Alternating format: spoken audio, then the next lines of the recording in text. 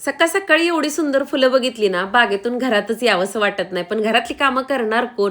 मधुमालतीचा आणि मस्त अशा आपल्या ब्लॅक रोजचा इतका सुगंध आपल्या बागेत दरवळत होता ना, की मी शब्दात त्याचं वर्णन करू शकत नाही. त्याचबरोबर ना, देशी गुलाबाला सुद्धा इतकी आज फुलं आली होती ना, की भरगच्च अशी फुलं आली होती. त्याचा सुद्धा वेगळाच एक सुगंध आपल्या बागेत दरवळत होता.